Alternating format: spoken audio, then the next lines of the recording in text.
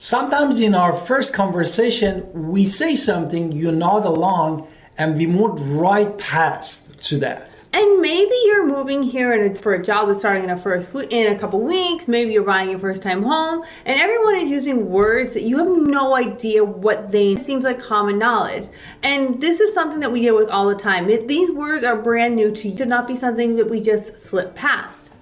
Exactly. Therefore, today we wanted to talk about... We use all 22 of these terms, and there will be 22 of the terms that we're going to talk about today, and we use all of them all the time. So we want to make sure in this video, we make sure you know what we're talking about. Basically, who is this for? This is for you if you're relocating into Greenville, Winterville, North Carolina, or Pitt County, North Carolina, and somewhere else, or buying your first home. And every phone call arrives with their own vocabulary that we're going to talk about here.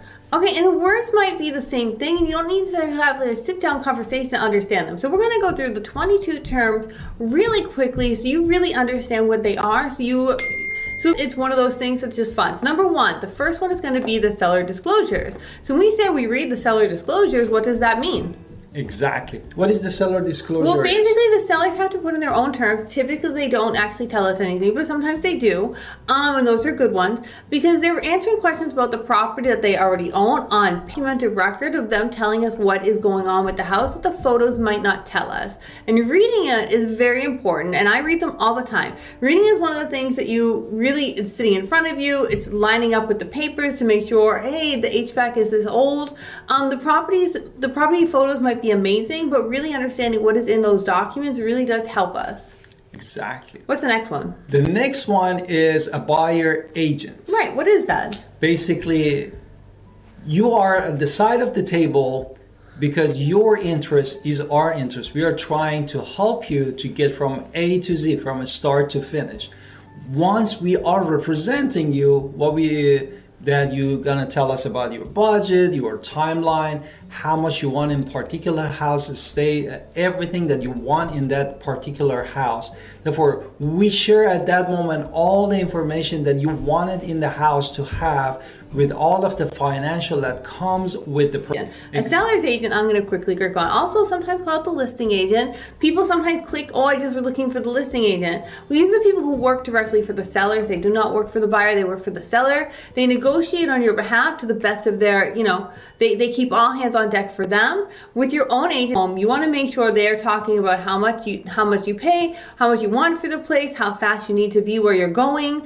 And they're really representing the seller in the transaction from start to finish. Another vocabulary is MLS. I'm sure you heard a lot, but it stands basically for multiple listing services. And it's shared database basically real estate license agent used to list and search for houses and property. And basically what it does, it updates the moment a listing actually changes. Like if the price changes, if the status of changes, for example, goes from active to under contract or pending, and basically showing all the instruction regarding that particular homes or property. And as real estate agents, that's where we work pretty much all day long. We're looking at the houses, how long they stand, and getting the answers for you with the questions you might have as a buyer or a seller and what these mean. Also, what are the coming soons? What are those available? What is available for this week? What is the competition for the seller? What are the people that are best home for the buyers?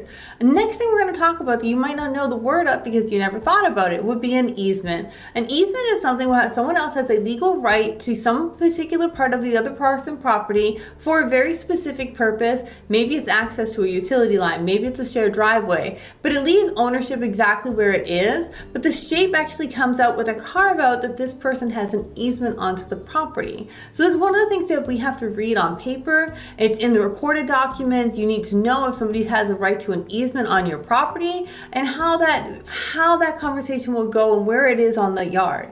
Exactly. An offer.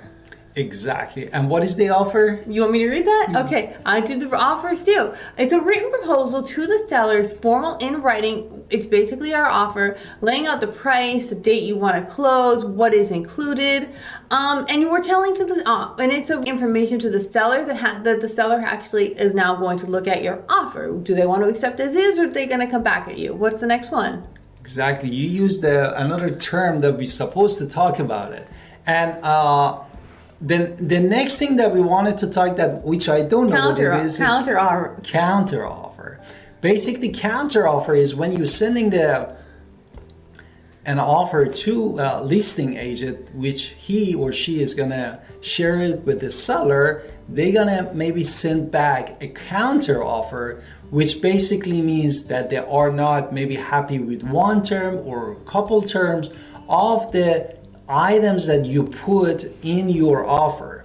And at that point is they're gonna communicate back with us with a counter offer, means they're gonna modify those that the seller wants the way that they want it and communicate with us. Now, the buyer does not have to agree to the counter offer. That's 100%. You can go back with another counter offer. But once we actually get to the point where it is one document where everybody agrees and everybody signs, this now becomes the purchase agreement. And so it was the same offer, same form, but now that all agrees are a term to it, purchase agreement is what it now becomes the name of. Same form, different things. But when your lender asks for the purchase agreement, they might be asking for that signed offer. So those are just another words that we're going to talk about because it really is important. Now let's go forward. It's your turn. These are other ones that you might have heard of in the deal: the inspector, closing attorney, and how they all work. So let's just go through more versions. Again, in that offer itself, there was something called earnest money, or the due diligence fee, which is the North Carolina thing. This is money that we're putting down on the house. Earnest money goes to a lawyer. We typically don't use it around here. We sellers like a due diligence fee. It goes right to the seller and it is not typically, that's the key word there, typically not refundable if the contract goes down. There's exceptions, but basically that is showing your seriousness to the house. Exactly. And basically due diligence period is the time and window that you and the seller agree to upfront. Basically, during that you have the authorization to inspect the property, and also they take the house out of the market because it's marked from active to pending. But as my wife said, if for any reason that transaction doesn't happen, it could be personal, financial. The due diligence fee buys you the right to inspect the property, which is the due diligence period. Exactly. Then they can keep that money. But he went back to due diligence fee and he's on the due diligence period, which is that length of time we have to get all that inspections and all of that stuff done.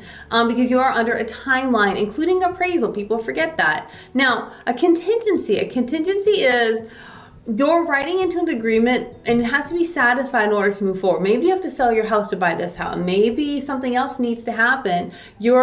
You have to depend on something else in order to have this actually happen. So there are contingencies that can be in there. Obviously, appraisal is a common one, and we still have to follow our guidelines for that as well, how long we put for the due diligence period. So lenders can't just wait until something and then say, oh, we messed up later. No, we have to all follow the same contract. So this is really, really important as well. So that period of time is super important. And a contingency is one of those things that has to happen in order for the house to close.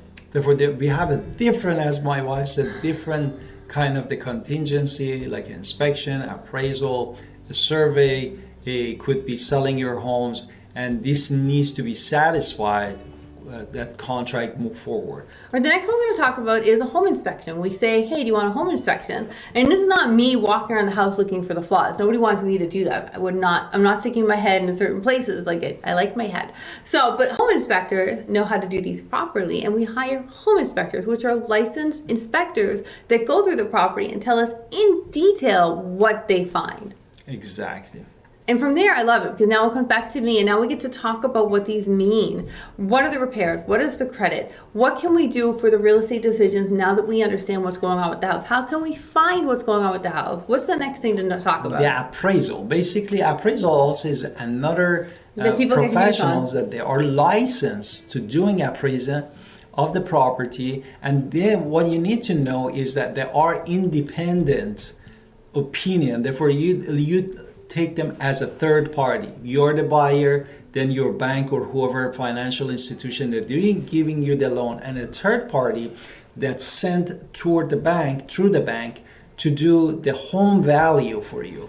And they are independent by design, and they Appraiser usually is selected independently and works independently, which is super important because they don't want him to have a biased opinion about the value of the home. The next word we're going to talk about is escrow. Escrow is a neutral third party, typically our closing attorney. They're holding the money. I don't hold your money. I don't like to do that. Attorneys do that that are working for you. They hold the money and make sure all the documents and the conditions are agreed to and everything is met there. The seller knows where the money is and it's released once everything is. Exactly. Other small words that we might throw around. What is the next one? The next one is the zoning. And zoning basically tells you the house or the property is allowed to use and what is you really permitted to do with that kind of property. And checking early that how a plan for the property gets a stay on the plan that is need to be. Is it residential?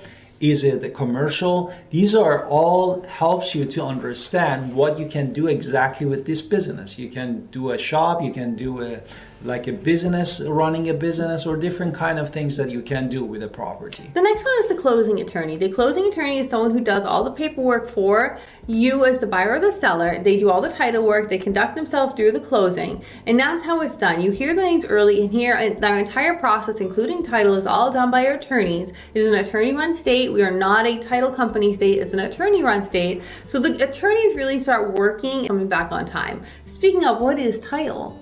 The title is basically is a legal record of who owns the property, and basically it has to be clear enough to transfer before it becomes yours. That's what you wanted to happen, and that's exactly what needs to get checked. As my wife said, in a state of North Carolina, that checked by the attorneys. Just to explain it very clearly, like let's just say Bob owns the property. Bob bought the property from Charles, so it would go Charles to Bob on that title. But before Charles was Adam, and Adam, Charles, Bob now is all on the title. And this can go back as long as the property has existed. So the longer the property's been around, the longer that title chain is. And making sure it's clean title and nobody showed up and just tried to claim it as their own is really important, and lawyers get into all the details. But basically it's a chain of who owned this property since the beginning of deeds or records.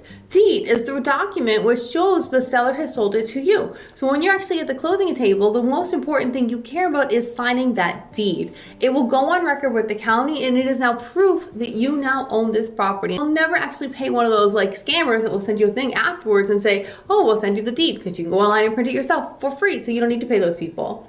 I say that a lot, as you can tell. I want to talk about is final walkthrough, which exactly happens right before closing on your house and going to attorney's office in the state of North Carolina. And that is the one last look that confirms the home is in the condition that you agreed upon with the seller. That's everything that seller basically promised. If you went to that due diligence period and they said they're gonna fix it, or they said that we're gonna leave it behind for you, you wanted to have that last look before the key change hands from the seller to you. And this is that you need to be confirmed by you just before your closing. Another one to talk about is closing. This is when you're going to go to the attorney's office and sign a bunch of documents, or maybe just 2 documents if you're paying in cash.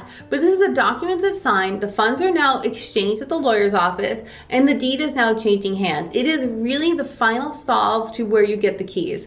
What are closing costs? The closing cost is basically fees and expenses which is due at the closing table when you go to the attorney's office again.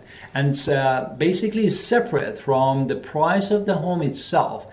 Things like recording fee, title work, attorney's fee, they are real and they are expected to be there. And knowing these terms means that you know the numbers. When you're sitting at that table at the closing attorney's office, you need to know those numbers up ahead, that you don't come with any surprises. And so it doesn't matter if you're looking at the median home at Greenville at $405,000 or the Winterville at $321,000. Those 22 vocabulary words affects everybody, first-time home buyers to multiple-time home buyers. The language in the process itself is something we throw around all the time because we live in the world. But knowing what those mean or explaining what those mean in words that matter to you is really, really important. So that's what the purpose of this video is. It's a very simple one to explain basic words you feel you are ready to talk to us.